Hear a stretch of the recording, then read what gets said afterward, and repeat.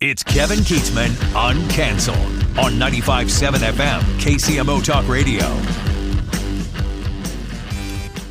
Good morning, Kansas City. Welcome to Uncanceled on KCMO Talk Radio. I'm Kevin Keatsman with you on a beautiful, crisp fall day.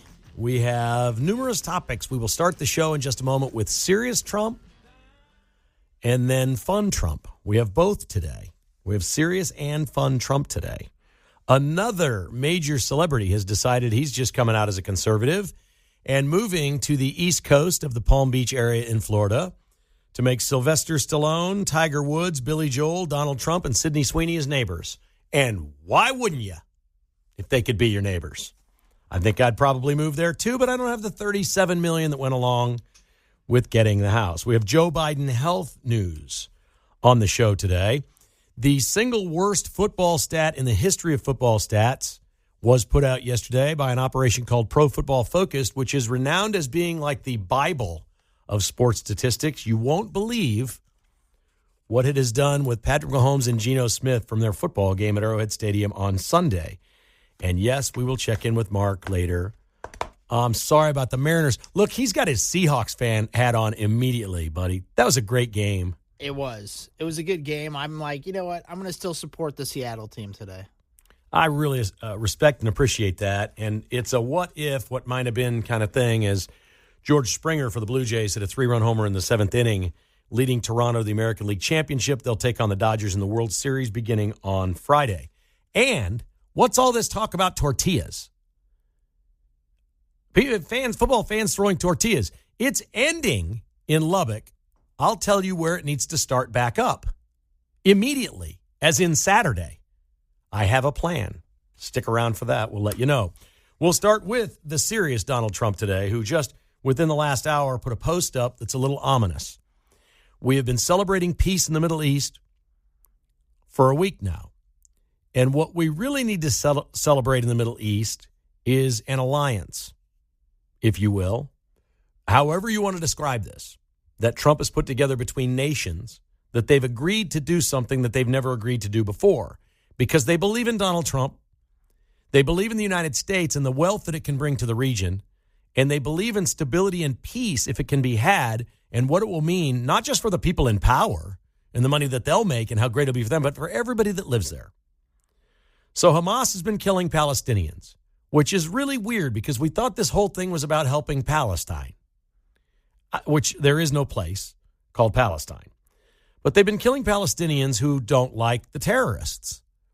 Well, if you tell me Palestinians don't like terrorists, I might start to like Palestinians. I kind of thought they were one and the same. But apparently Hamas is killing people, and now Israel has gone in and done more, and there's embers of violence taking place with Hamas in Gaza. So you're asking yourself, is this thing about to blow up in a week's time? And Trump is trying very authoritatively, yes, I said it that way, today with a post in the last hour to let people know that this will not stand and they will not have any issues with Hamas. Here's what he has posted about the allies the United States has in the Middle East, including Israel, but a bunch of Muslim countries as well. Trump posts, numerous of our now great allies, in all caps, now great allies in the Middle East and areas surrounding the Middle East have explicitly and strongly with great enthusiasm informed me they would welcome the opportunity at my request to go into Gaza with a heavy force and straighten out Hamas if Hamas continues to act badly in violation of the agreement with us. The love and spirit for the Middle East has not been seen like this in 1,000 years. It is a beautiful thing to behold. I told these countries and Israel, not yet. There is still hope that Hamas will do what is right. If they do not, an end to Hamas will be fast, furious, and brutal. All caps, double exclamation points. I would like to thank all those countries that called to help.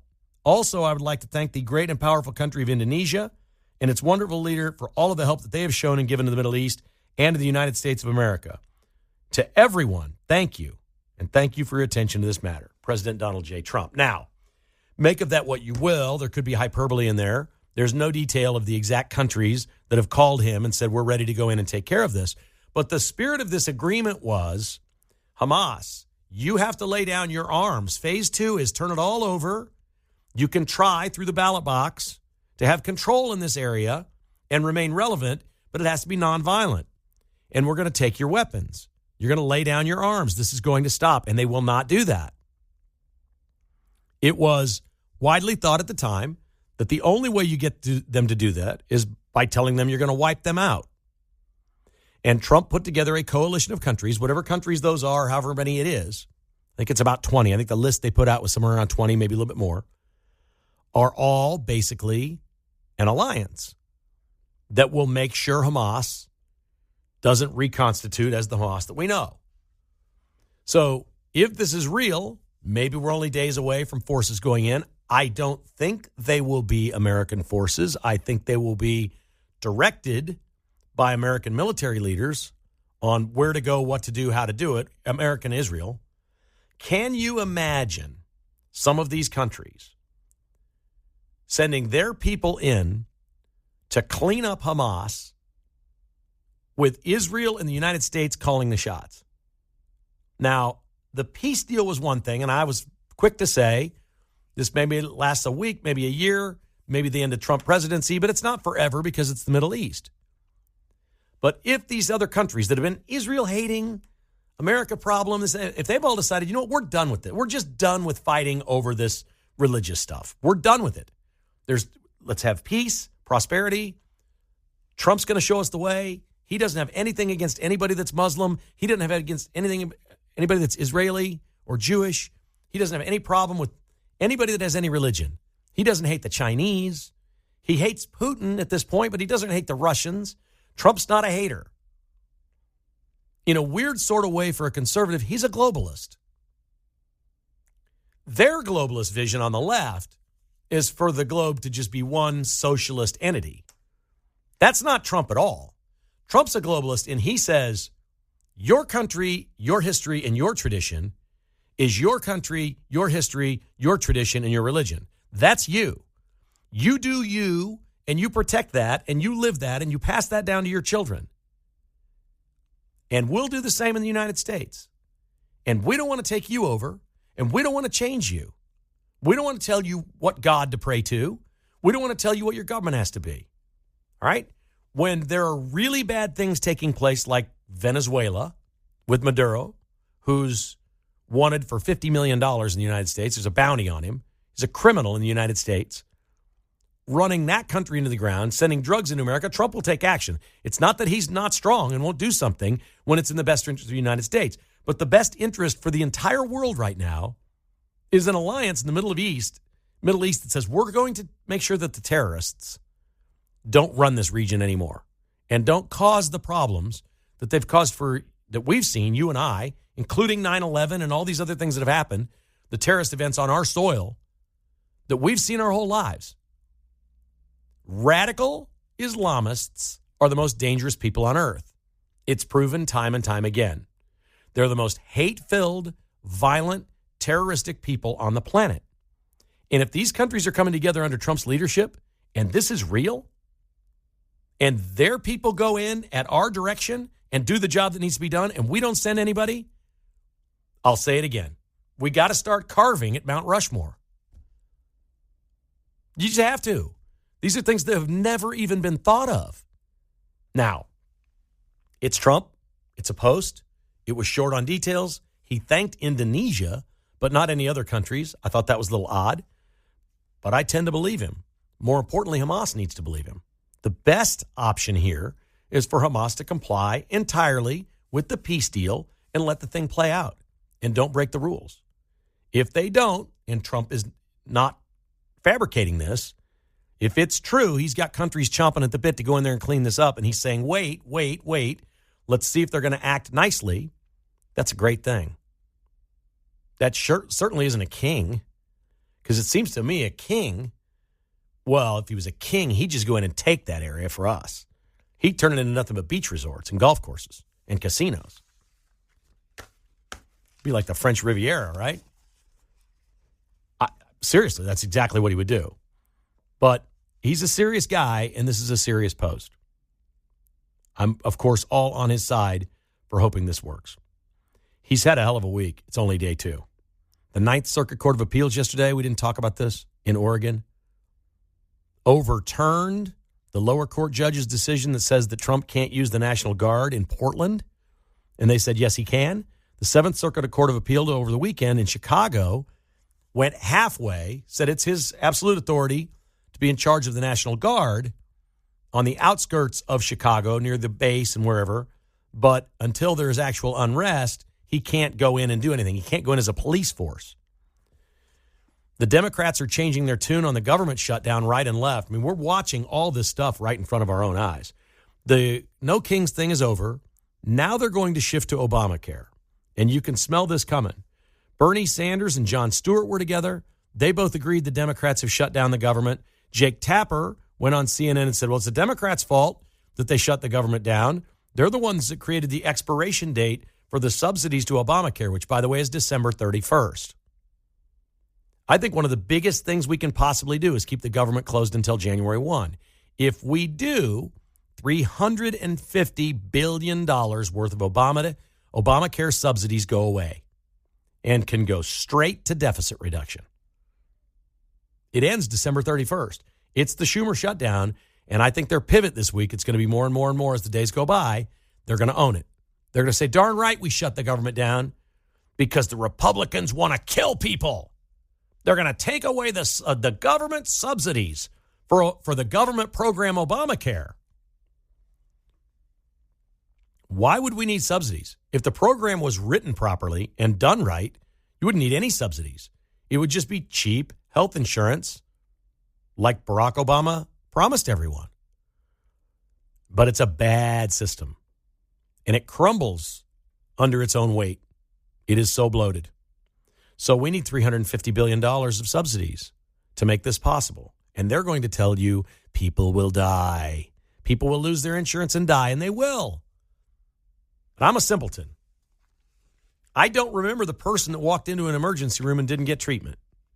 I'm still looking for that person in this country. Probably the only country on earth that can say that. So pardon me for not getting overly upset if the subsidies to the program that doesn't work because it was so poorly enacted and December 31st, the Democrats put the deadline in themselves and passed it.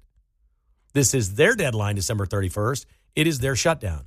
But they're going to start owning it, try to change the narrative now, and say Republicans want to kill people. That's it. That's my prediction.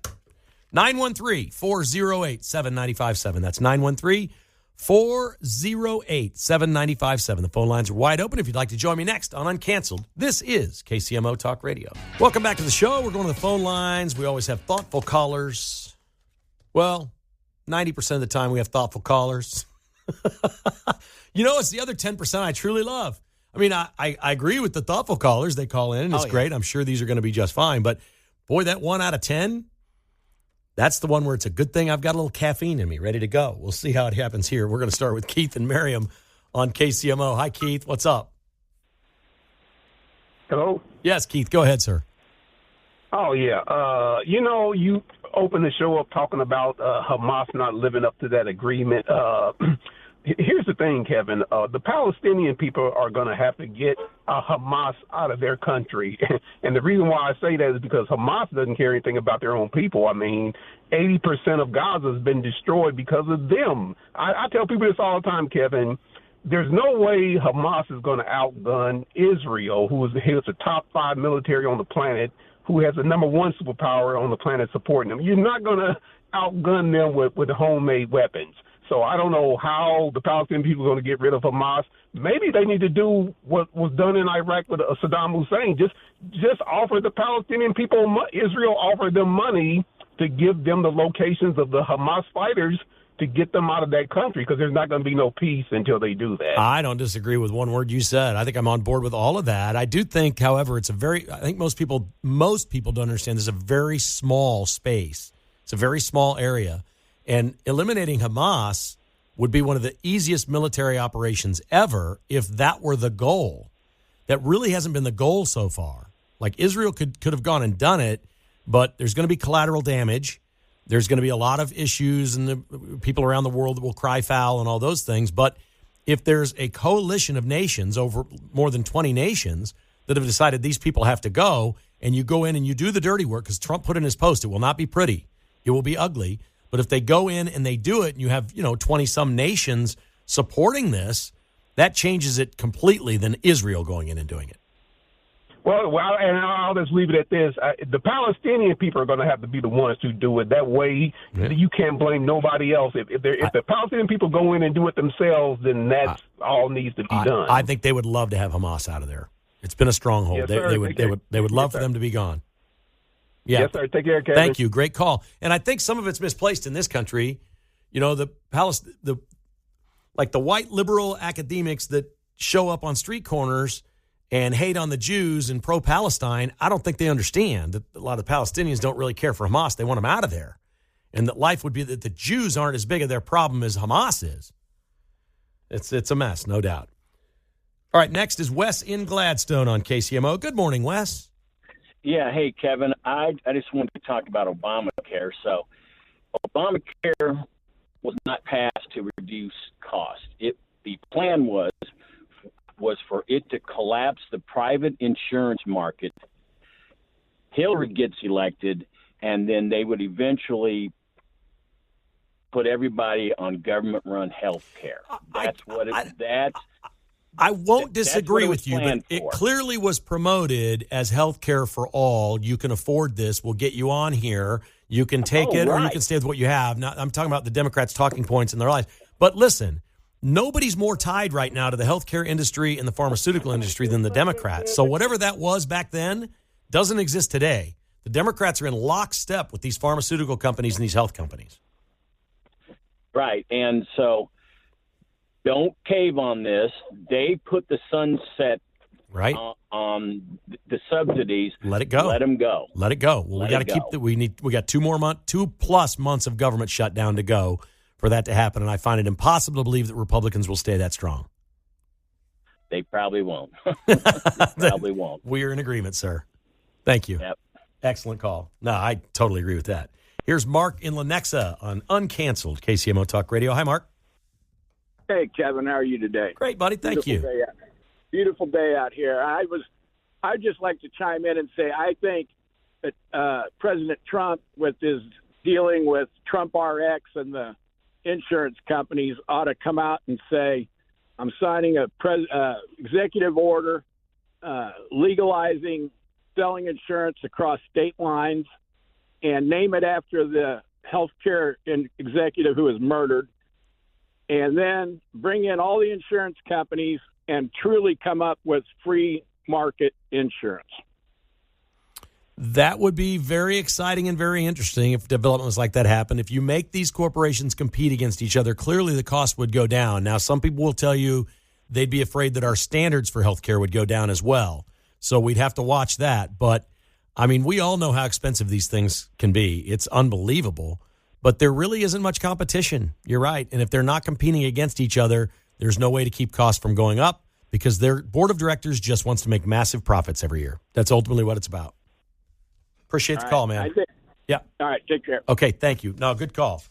And health insurance industry and healthcare, not by far my area of expertise. But I can see something when it's happening, and I know that profits are before anything else, and there is not much competition in the industry. All right, we're due for the news break. Uncanceled continues on KCMO. I'm trying to figure out what the best perks are for working here at Cumulus. There's the Monday breakfast from Grandma's Catering every week. That's phenomenal. By the way, there was enough yesterday that it's down there left over.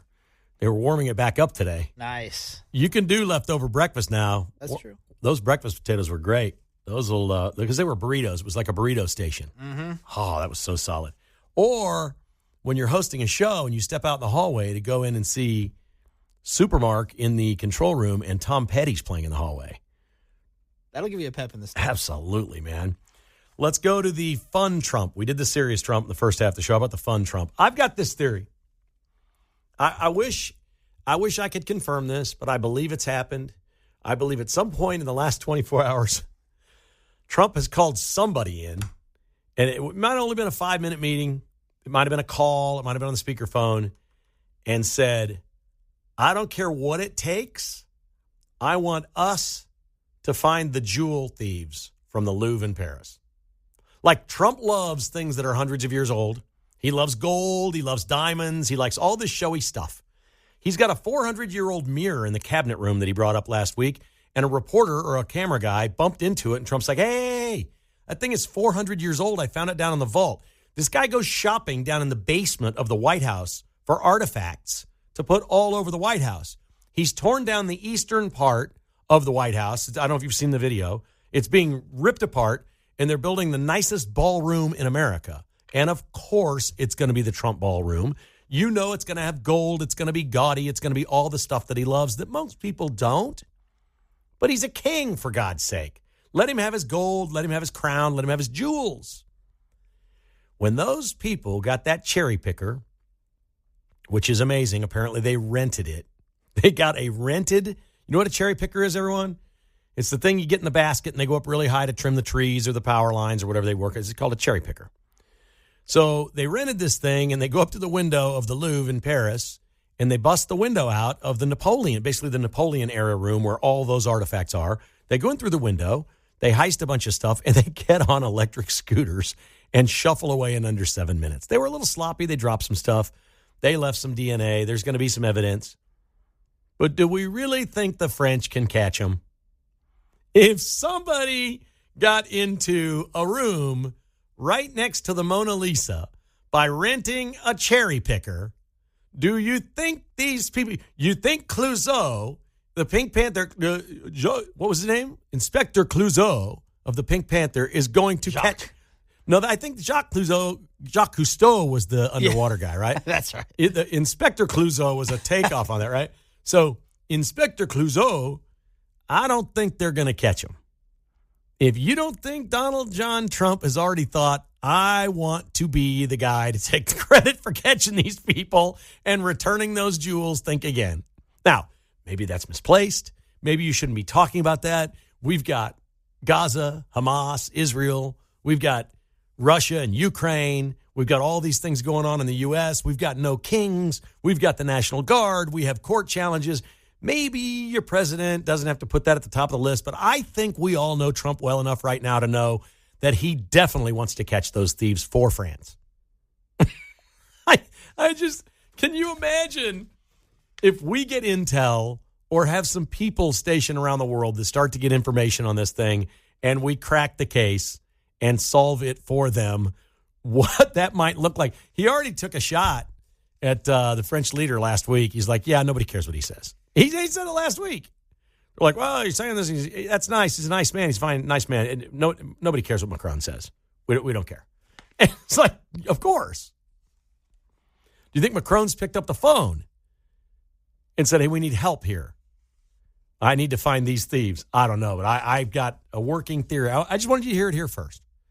I promise you, Trump has spent some idle time, whether it was at lunch or having a Diet Coke, the few down minutes of his day, he was talking about the jewelry heist, no question. That is right on his list of things to do, I promise. Trump's got a new neighbor, a little bit down the street. Looks like it's about 5, 6, 7 miles away. Mark Wahlberg is moving into a $37 million mansion. Mark Wahlberg was one of the first people to leave Hollywood. He moved his family, he had kids at home. He said, this is toxic, I'm out of here. This is going to sound weird, but he moved to the suburbs of Vegas in the mountains. He obviously avoid taxes by doing that. So a very conservative move. He makes a lot of money. No longer has to pay California state income tax, which I think is around 14%. So he saved millions and millions. I'm sure with money he saved in income tax in California, he was able to buy this $37 million house in Florida. So he's moving in next to Trump, Tiger Woods, Sylvester Stallone, Billy Joel, and Sydney Sweeney, and others. But that's a pretty good list. They're all right there together. Mark Wahlberg, not afraid to let people know. You see him on those Tunnels, Towers commercials. He's a good conservative there. He's a devout Christian. I believe he's Catholic, but very devout and a family guy, which is cool. And it must be an unbelievable, I had Stan Weber in here yesterday, and Stan's a good friend, and I think I might have made him a little uncomfortable when I asked him, do you remember this, Mark? When I asked him about the Mahomes play, where he used the F word a couple of times, this doesn't effing work. Da, da, da. Stan loves football. It's secondary to family and God. It is. but he loves it. I'm telling you, it's a complete passion for him. I said, would you have Mahomes do that play? He goes, well, I don't think I would have. I said, what if you just took the word out? He goes, well, then I'd probably be okay with it. What about Mark Wahlberg? Didn't he famously play a porn star in a movie? He's played a few things. He's played some violent killers and everything else, right? Uh-huh. That's got to be hard. Yeah. When you live your life a certain way and morals and Christianity are a standard, that's got to be a hard thing to cross over. I guess you say, hey, this is what I do for a living, so we're putting it out there. But we applaud Mark Wahlberg. We also applaud Joe Biden today, and I'm serious about this. His daughter that had the diary, remember, was it Ashley Biden? She posted on social media yesterday that Joe Biden rang the bell at Penn Medical Center. He's been getting all kinds of cancer treatments there. I don't have all the details of it. We know he had advanced prostate cancer. It spread to his bones. He's had skin cancer. And if they rang the bell at Penn Medical, and then a publicist for him verified this yesterday, that means, I don't know if that means you're cancer-free or it's in remission and has stopped. I'm not exactly sure I know. I think it means he finished the chemotherapy. Okay. So I don't know if that leans one way or another for healing, but that's a good thing. He's at least done with it, yeah. Strong enough to get through all the treatment, and she celebrated on social media like this was a great day, like the prognosis was very good. That's great, because the whole Dem party, not that they weren't terrible to him while he was in there, they were. They're even worse to him now. They're now trying to run around and say, well, we told him, we did this, we did that. None of it works for me. Josh Shapiro's the worst.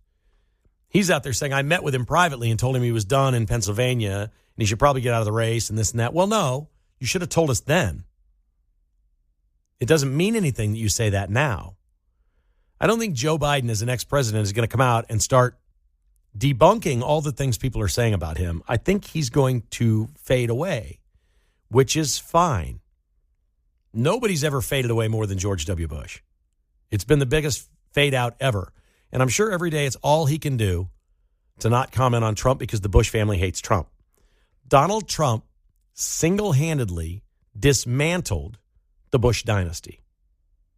They had 12 years of presidency. They had another son coming along. It was Rhino at best, and maybe even Rhino light, looking back on it. They were never conservative. His administration was riddled with people like the crazy lady on CNBC, MSNBC, his White House communications director, Nicole Wallace. Ooh, I just get shivers looking at her. Oh.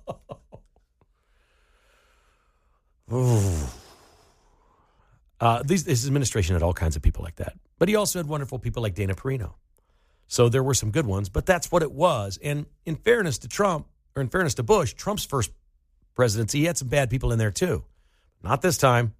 I think he knew exactly who he was putting in and how this was going to work. But long gone are the days of a non-conservative Republican Party. And I didn't know this about myself. I've only learned it over the last decade. I'm a populist. So I'm like in line with almost everything Trump's doing. I'll put my conservatism at times aside as a populist for America. I'm also not idealistic. I was thinking earlier today about some of the things that Patrick Tuohy and I from the Show Me Institute have disagreed about over the years. And he's an intellect and I'm not. He is. And I think he's a libertarian. And there's a rule. Taxes are bad. So it's bad here, bad here, bad. But for me, it's like, okay, rental car tax to build Sprint Center, I'm in. Okay? New sales tax in Kansas, 70% to move the Chiefs to Kansas, I'm in.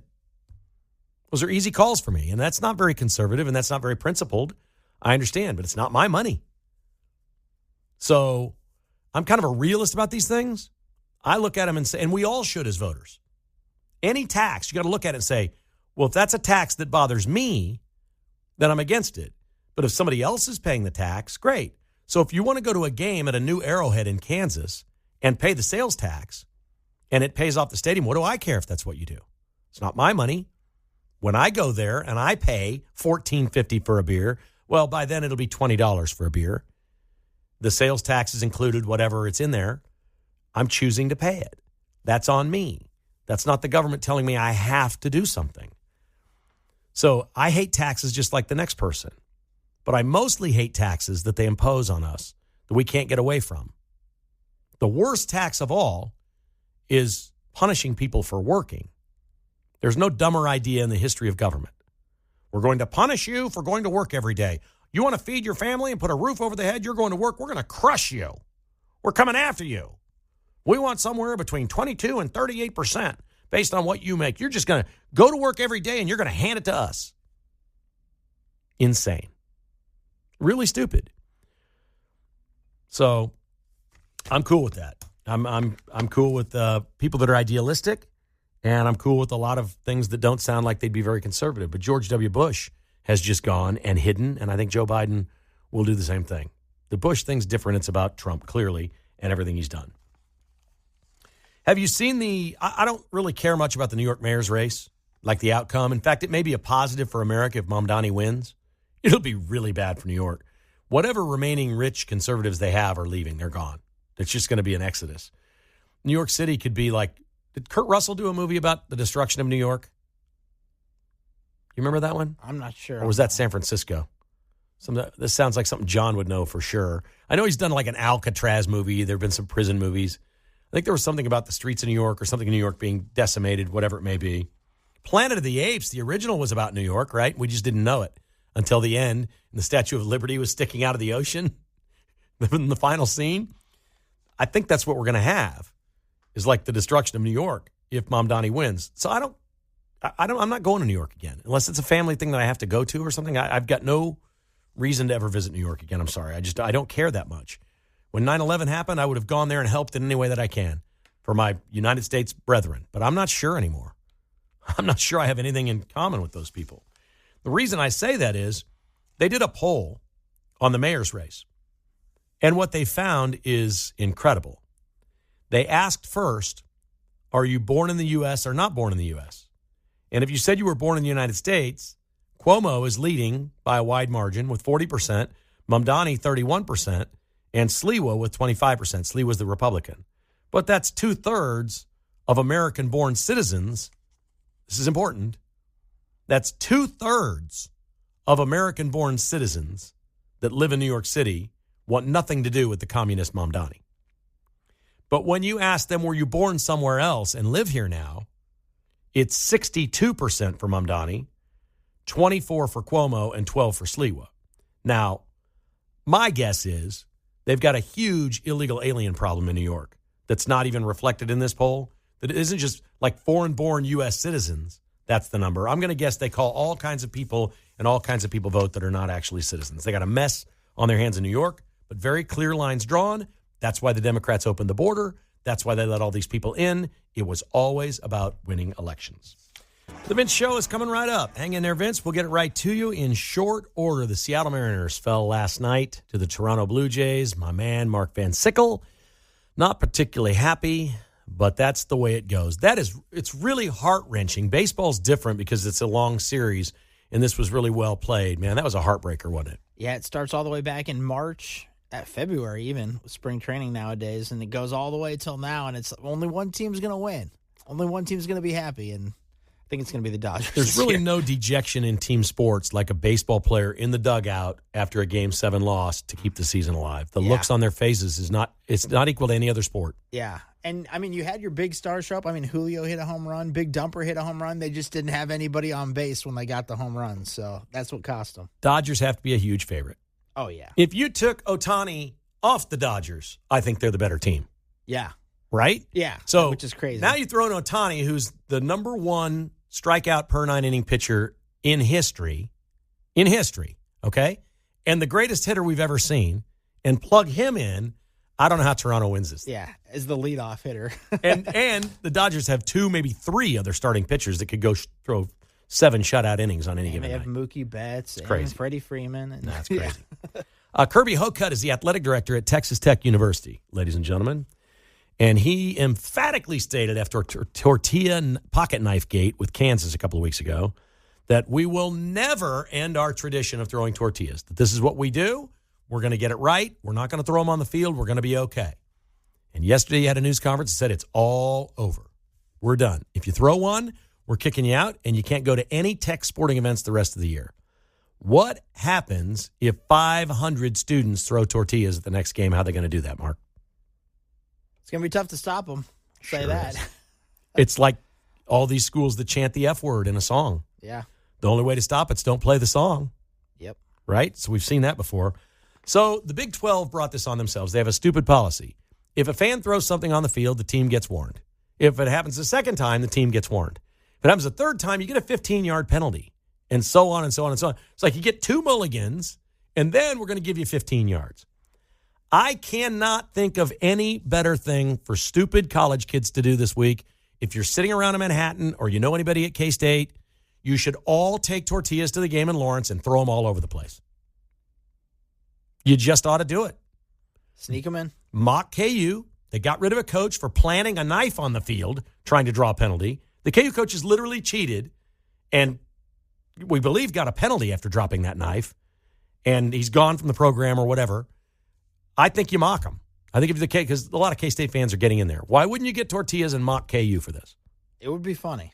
It would be, because it clearly upset Lance Leipold that the tortillas were flying around. Yeah. Right? Uh-huh. Do it in their stadium? That would be hilarious. One of the all-timers. I'm not condoning this, ladies and gentlemen. I'm merely pointing out that if I were a young, stupid college kid at K-State, I would be organizing this on campus as we speak.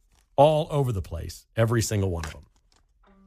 And Pro Football Focus. You saw this, didn't you, Mark? Yes, absolutely ridiculous. Pro Football Focus. Patrick Mahomes threw for 1 million yards, 3 touchdowns, 73% completion. They gave him a passer rating of 62. Geno Smith had 67 yards, no touchdowns, 63% completions. His rating was higher, 66. Unreal. They say it's because Mahomes threw 2 passes that could have been intercepted. Oh. That's their passer rating system. Ridiculous. The Vince Show's coming up. Have a great day.